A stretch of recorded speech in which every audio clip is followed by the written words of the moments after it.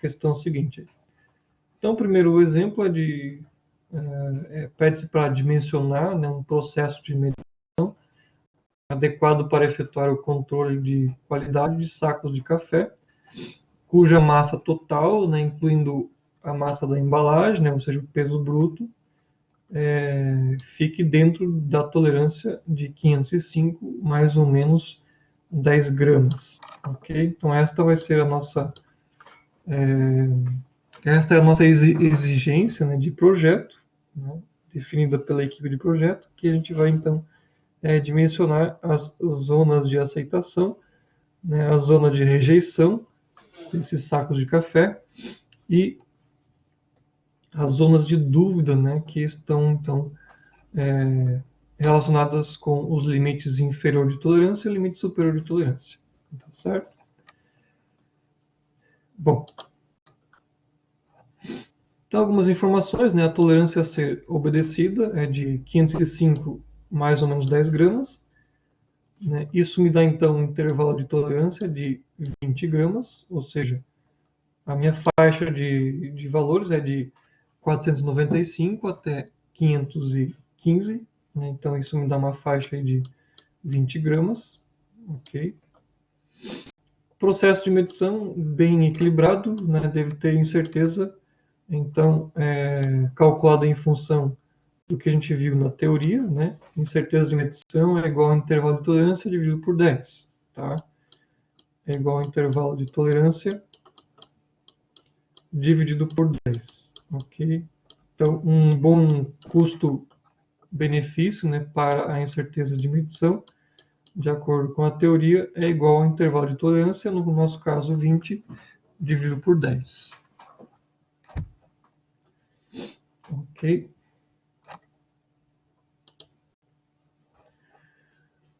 Bom, a gente vai usar então para o exemplo uma balança com um erro máximo de 2 gramas, que vai ser usado então para esse fim.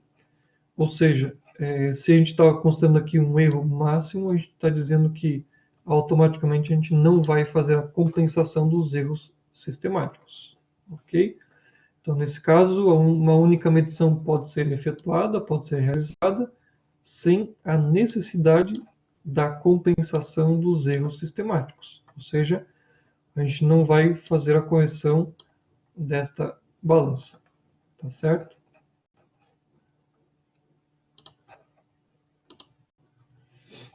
Bom, então, baseado no enunciado do problema, né, os limites de aceitação serão os seguintes. Né? Se o nosso limite, então, inferior de tolerância é de 495, né, ou seja, 505 menos 10, né, 495 gramas. O limite superior de tolerância, né, 505 mais 10, ou seja, 515 gramas. O limite inferior de aceitação, o LIA, é igual a 495, ou seja, o limite inferior de tolerância mais a nossa incerteza de medição, mais 2.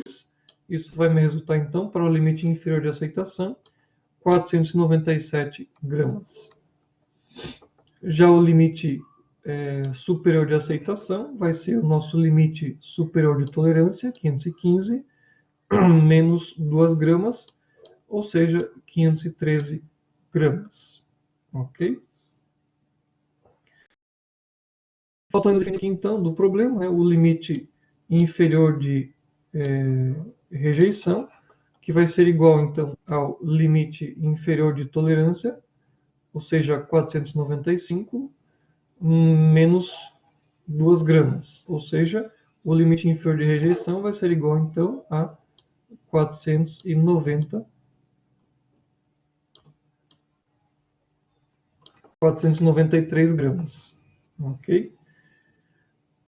E o nosso limite superior de rejeição vai ser igual ao limite superior de tolerância, 515, mais 2 gramas, né? Ou seja, 517 gramas vai ser o nosso limite superior de rejeição. Ok? Então aí estão definidas né, basicamente a nossa região aqui de aceitação, né, que está aqui em verde, as nossas duas regiões de dúvida, né, ou seja, entre o limite inferior de rejeição e o limite inferior de aceitação, a outra parcela de dúvidas entre o limite superior de aceitação e o limite superior de rejeição, e a região aqui de rejeição, né, do produto ou do componente, e esta outra zona aqui de rejeição também em vermelho, ok?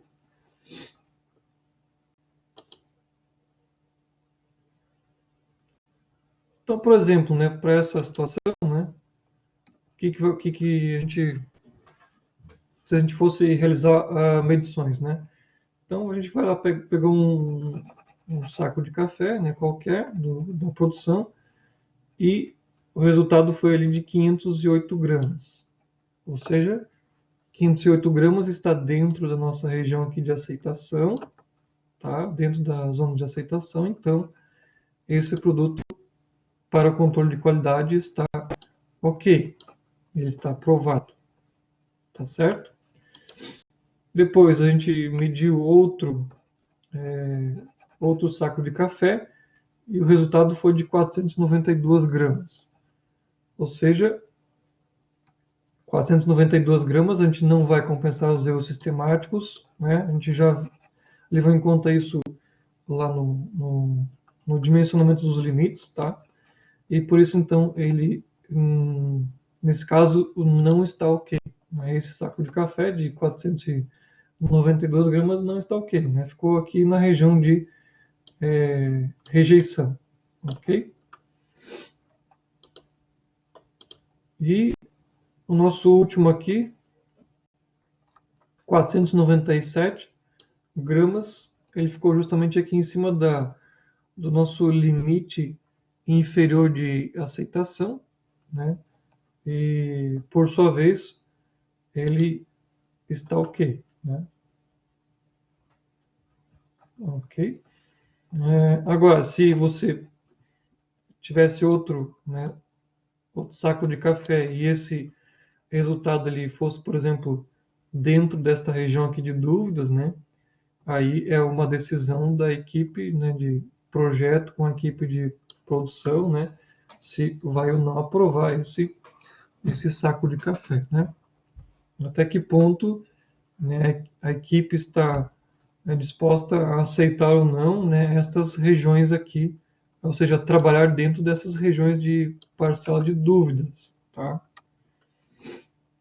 Ok? Então esse é o exemplo da aplicação do controle estatístico de processo, tá certo?